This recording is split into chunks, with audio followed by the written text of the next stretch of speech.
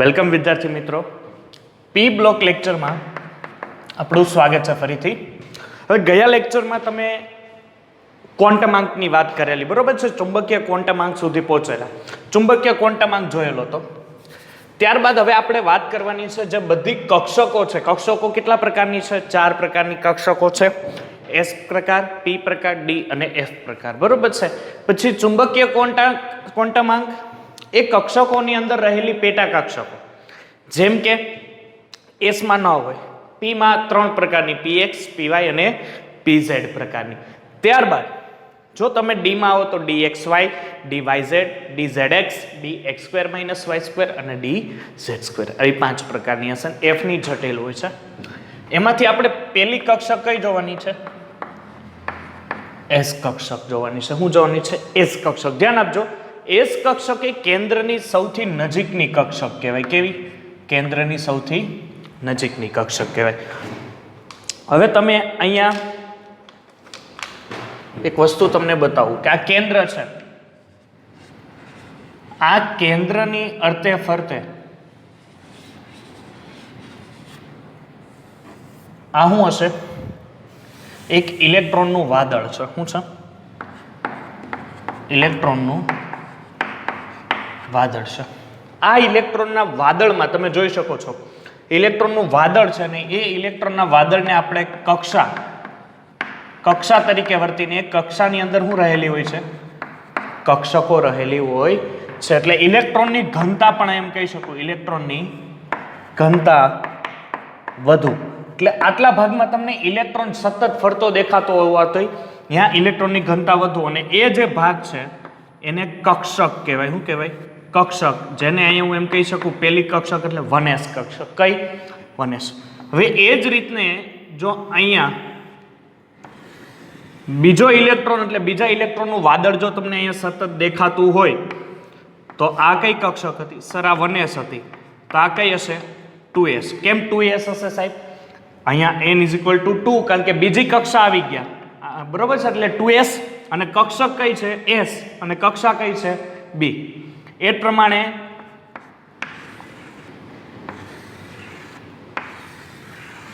તો અહીંયા ફરીથી હું કહી શકું, જો તો આ 1s કક્ષક. 1s કેમ? સર કક્ષા નંબર 1 એટલે એમાં કક્ષા એટલે 1 શું દર્શાવે? સર એ કક્ષા દર્શાવે. એ શું દર્શાવે? કક્ષક. આ સર આ 2s, આ સર આ 3s. ધ્યાન આપજો, એસ કક્ષક છે. એસ કક્ષકનો આકાર જે હોય છે ને, એક કક્ષકનો આકાર એ ગોલીય હોય છે. કેવો હોય છે? ગોલીય. તારક મહેતાનો ગોલી નહીં, પણ ગોલીય આકાર હોય છે. જ્યાં અહીંયા, બરોબર છે? હવે ત્યારબાદ અહીંયા ધ્યાન આપો તો આ 1s કક્ષક છે, આ 2s કક્ષક છે. આ બંને વચ્ચેની જે જગ્યા છે એને શું કહેવાય? સર એને કહેવાય નોડ. શું કહેવાય? નોડ. નોડ માટેનું સૂત્ર શું છે સર? n-1. તમારે કોઈ પણ કક્ષકો વચ્ચેનું નોડ મેળવવું હોય તો n-1. ચાલો અહીંયા 3s છે એટલે આ અણુમાં n એટલે 3 થાય, કારણ કે કક્ષા. કેટલા નોડ હશે? મૂકો 3 - 1 2. સર 2 નોડ છે, એક આ અને એક આ. આ તો કેન્દ્ર પાસે છે એટલે નોડમાં ગણાય નહીં, બરોબર છે? એટલે એસ કક્ષકની આ સામાન્ય માહિતી થઈ, બરોબર છે? ફક્ત તમારે એસ કક્ષકનો આકાર કેવો છે એના ઉપર જ તમારે વધારે ધ્યાન દોરવાનું રહેશે. ચાલો હવે આવશે પી કક્ષક. શું આવશે?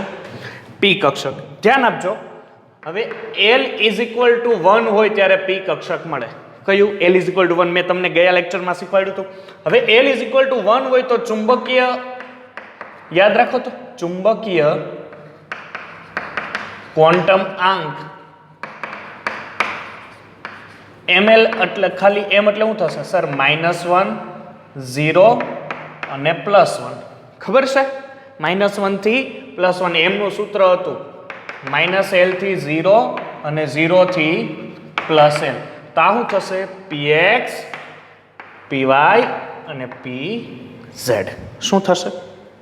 px, py અને pz.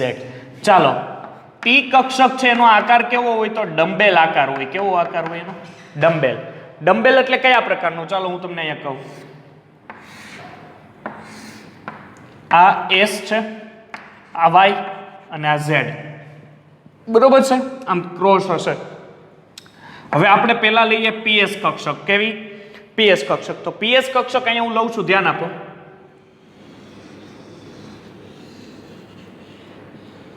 આ પ્રકારની હશે પીએસ કક્ષક. કેવી?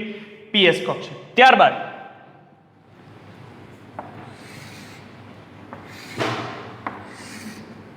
આ એક્સ, આ વાય અને આ ઝેડ. અહીંયા હું પીઆઈ કક્ષક, પીવાય કક્ષક લઉં છું. કઈ લઉં છું?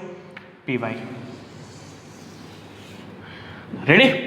આ પીઆઈ કક્ષક છે. ત્યારબાદ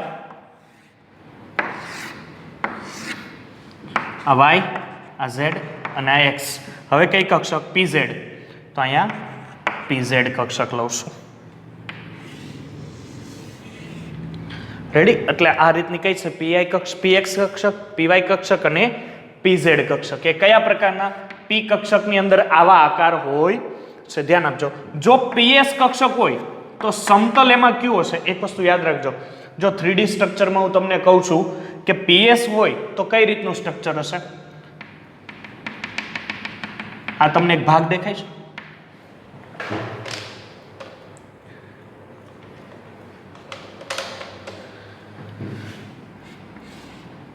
આ વાય થી આ નીચે તરફ આવો તો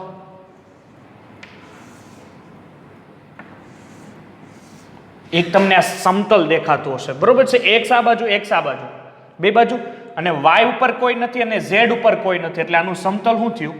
વાય ઝેડ સમતલ થાય. કક્ષક કઈ થઈ? પીએક્સ થઈ. અને કયા ઉપર નથી એ કક્ષક? પીએક્સ. પીએક્સ સિવાયના બે છે તો એ એક આડું સમતલ બને. બરોબર છે? ધ્યાન આપજો. આ પ્રકારનો એક્સ છે એટલે અહીંથી આમ છે તો અહીંથી આ જે ચોરસ કહું છું ને એ એક શું થાય?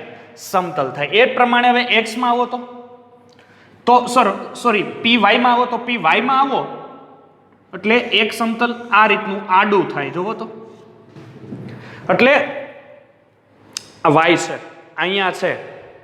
બરોબર છે? એટલે આમ ચોરસ એક સમતલ ખાલી થયું. બરોબર છે? એ જ પ્રમાણે તમે ઝેડમાં આવો તો ઝેડમાં આવો તો આ તમારી સામેનું બાજુનું સમતલ ખાલી થયું. કારણ કે ઝેડમાં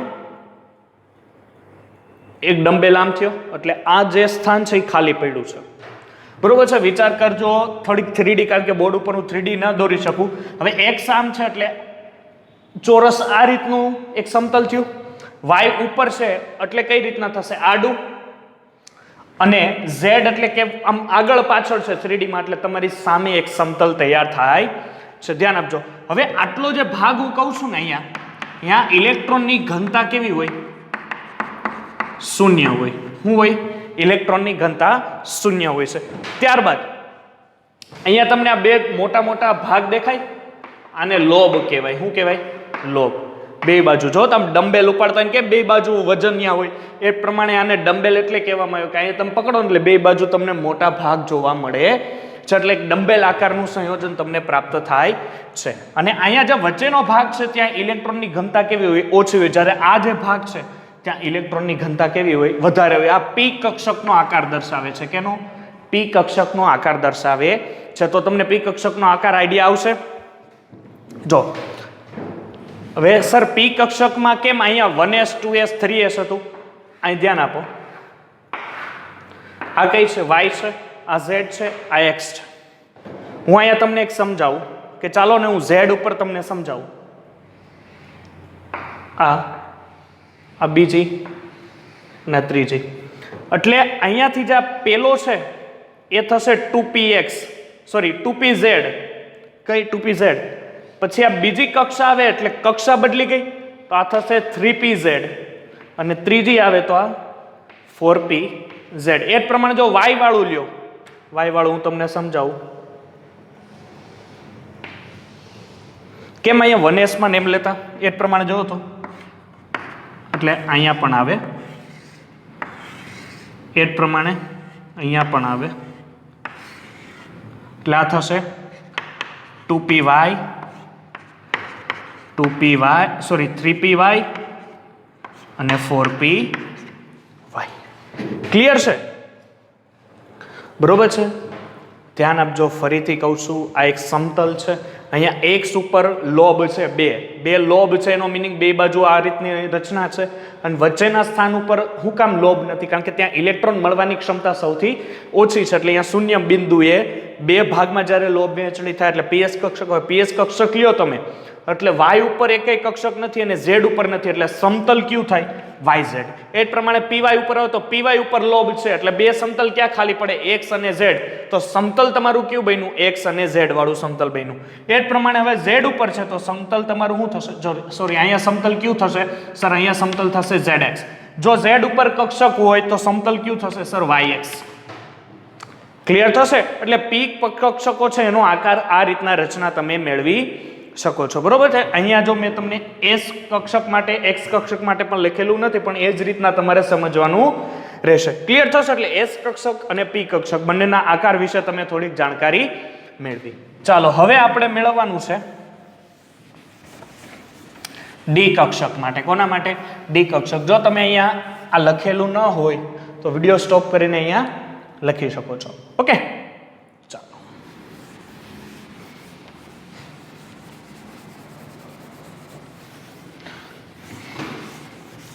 ધ્યાન આપજો, કક્ષકો એકવાર ભેજામાં બેસી ગઈ પછી તો ઇલેક્ટ્રોનની ગોઠવણી એકદમ ઈઝી થશે. થોડુંક તમારે ધ્યાન આમાં આપવું પડશે. ચાલો હવે ડી કક્ષકનો વારો, લાસ્ટ.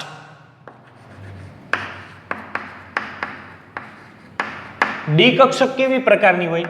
તો એ ડબલ ડમ્બેલ હોય. કેવી હોય? Double dumbbell. એટલે શું થતું? એસ પી કક્ષકમાં તો એક જ ડમ્બેલ હતું, ડી માં કેટલા હશે? ડબલ ડમ્બેલ હશે. ડી માં જો આપણે ડી માટે એલ કેટલું હશે સર? ડી માટે એલ 2 હોય. કેટલું હોય? 2 હોય.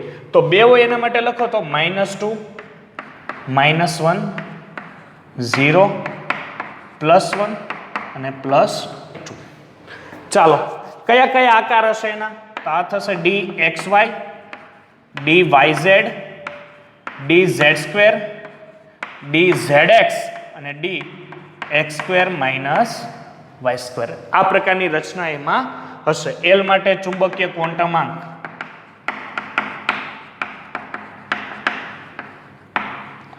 આ કઈ રીતે આવે છે કાલે ભણાવેલું છે. ચાલો પેલો આકાર આપણે જોઈએ ડી એક્સ વાય. શું છે? D x Y. ચાલો ડી એક્સ વાય જોઈએ. આ થશે એક્સ અને આ થશે વાય. હવે ડી એક્સ વાય પ્રકારનું થાય એટલે એને આપણે કઈ રીતે કહીએ? તમારે આ રીતે કહેવાનું. જો આ એક્સ પ્રકારની અને વાય પ્રકારની થઈ ગયા ડબલ ડમ્બેલ. આવો આકાર હોય તો એ ડી એક્સ વાય કોનો હોય? ડી કક્ષકનો. બીજું કયું છે? સેમ, ખાલી અહીંયા શું આવશે? વાય અને અહીંયા આવી જશે ઝેડ. આકાર સેમ. ક્લિયર છે? પછી આવી જાઓ ડી ઝેડ સ્ક્વેર. શું છે? ડી ઝેડ એટલે અહીંયા ઝેડ અને અહીંયા એક્સ. ઝેડ એટલે ઝેડ ઉપર જ રહે આમ રીતના. અને આવો આકાર જો હોય તો એ કઈ કક્ષકનો હશે? ડી ઝેડ સ્ક્વેરનો. જી ઝેડ સ્ક્વેર એટલે ખાલી ફક્ત ઝેડ ઉપર જ છે. જોવો ત્યારબાદ તો આગળ વધીએ આપણે. આગળ વધીએ તો ઝેડ એક્સ. ઝેડ એક્સ લેવું એટલે ઝેડ એક્સ, સોરી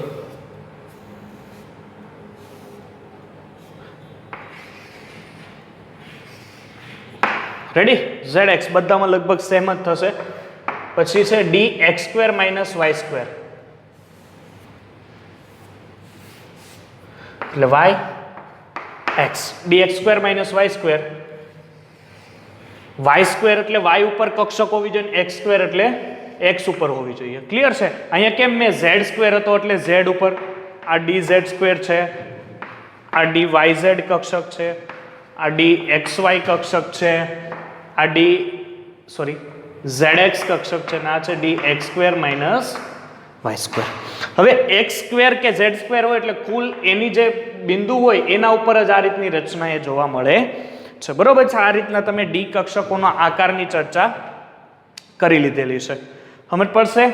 ઓકે, તો ડી કક્ષકનો આકાર તમને અહીંયા માહિતી મળી. હવે લાસ્ટ જે ક્વોન્ટમ આંક છે એ ભણવાનું છે સ્પિન ક્વોન્ટમ આંક. કયો છે? સ્પિન ક્વોન્ટમ આંક. સ્પિન ક્વોન્ટમ અંકની સંજ્ઞા છે s. હવે સ્પિન ક્વોન્ટમ અંક એટલે શું?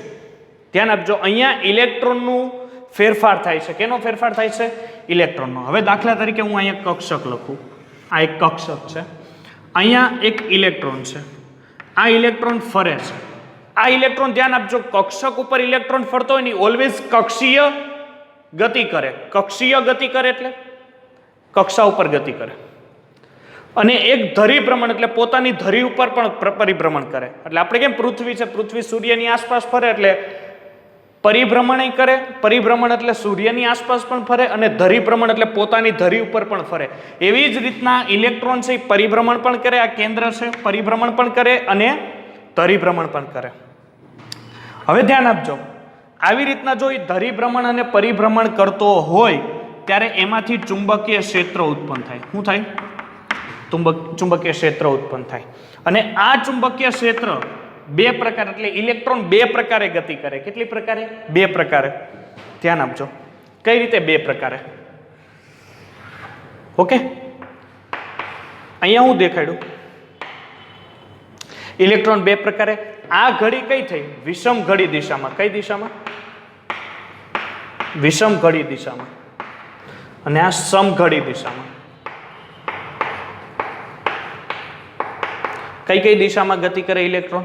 એ વિષમ ઘડી દિશામાં ગતિ કરે અને સમઘડી. વિષમ ઘડી એટલે ઘડિયાળના કાંટાની ઊંધી દિશા અને સમઘડી એટલે ઘડિયાળના કાંટાની દિશામાં જ્યારે ગતિ કરતો હોય ત્યારે ઇલેક્ટ્રોન બે મૂલ્ય ધરાવે, કાં તો +-1/2 અને આ બાજુ કાં તો +-1/2. જો ઇલેક્ટ્રોન બે ગતિ કરતો હોય, કોઈ પણ, જો ધ્યાન આપજો, કોઈ પણ કક્ષક છે ને, કક્ષક એમાં બે ઇલેક્ટ્રોન હોય. એસ કક્ષક હોય તો બે ઇલેક્ટ્રોન. આગળ મેં સૂત્ર તમને માહિતી આપેલી હતી. કયું સૂત્ર હતું કક્ષકમાં ઇલેક્ટ્રોન ગોતવાનું? 2 × 2l + 1. જ્યારે કોઈ પણ કક્ષકમાં ઇલેક્ટ્રોન હોય એમાં બે ઇલેક્ટ્રોન હોય. ધ્યાન આપજો, જ્યારે બે ઇલેક્ટ્રોન હોય ને, હંમેશા બે ઇલેક્ટ્રોન હોય એને એક યુગ્મ કહેવાય. શું કહેવાય? યુગ્મ. અને આ બંને ઇલેક્ટ્રોન જ્યારે એક કક્ષકમાં હોય ને ત્યારે એની ગતિ ઓલવેઝ વિરુદ્ધ હોય. કેવી હોય? વિરુદ્ધ. દાખલા તરીકે હું આ ઇલેક્ટ્રોન લઉં તો આની +1/2 છે ને, તો આની કેવી હોવી જોઈએ? કમ્પલસરી -1/2 હોવી જોઈએ. કેવી હોવી જોઈએ? -1/2. એટલે આ દાખલા તરીકે સ્પિન અપ, હું એક ઇંગ્લિશમાં શબ્દ કહું છું, સ્પિન અપ. એટલે ઇલેક્ટ્રોન જ્યારે આમ ફરતો હોય ને, બરોબર છે. હવે આ એક કક્ષક છે. હવે ઇલેક્ટ્રોન આમ ફરે છે, આમ ઉપર જાય છે, આમ નીચે. રેડી? આ ઇલેક્ટ્રોન સ્પિન અપ થઈને ફરે છે. ધ્યાન આપજો, આ સ્પિન અપ થઈને ફરે છે. એટલે આપણે એમ કહી શકીએ, દાખલા તરીકે +1/2 આપતો હોય તો એની સાથે બીજો ઇલેક્ટ્રોન છે ને એ જ દિશામાં એ સ્પિન ડાઉન થઈને ફરવો જોઈએ. ચાલો હું તમને ઉદાહરણ આપું કે કઈ રીતે સર સ્પિન અપ ને સ્પિન ડાઉન. જો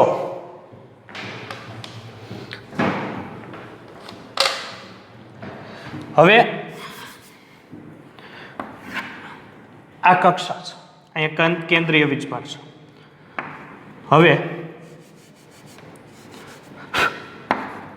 આ કેન્દ્રીય વીજભાર છે. હવે એક ઇલેક્ટ્રોન સતત ગતિ કરે છે ને, એ આમ ગતિ કરે છે. જોવો તો એ ખબર પડી? એક ઇલેક્ટ્રોન એટલે એક ઇલેક્ટ્રોન અહીંયા છે, આમ ગતિ કરે છે. દાખલા તરીકે આપણે કહીએ આને +1 અને આને એમ કહીએ કે સ્પિન અપ કરે છે. અપ એટલે નીચેથી ઉપર જાય, પાછો નીચે આવે, પાછો ઉપર જાય, એવી રીતના.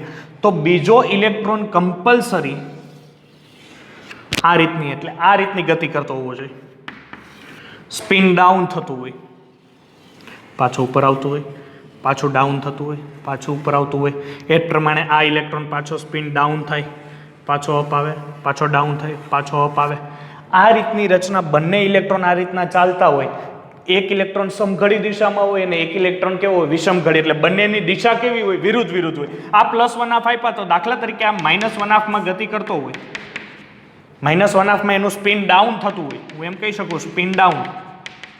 કયો ઇલેક્ટ્રોન સ્પિન ડાઉન છે કે કયો સ્પિન અપ છે એ નથી ખબર, પણ બેમાંથી એક સ્પિન ડાઉન થાય ને એક સ્પિન અપ થાય. એટલે આ રીતની ગતિ કરતો હોય અને આ ફાસ્ટ એકદમ થતું હોય ને, એટલે તમને અમુક સમય માટે આ સ્થિર આવી રીતના જાતો હોય ને એવો દેખાય ઇલેક્ટ્રોન. આમ સીધો થતો હોય ને એવો લખાય, કારણ કે એકદમ જોરદાર રીતે સ્પિન ગતિ કરે.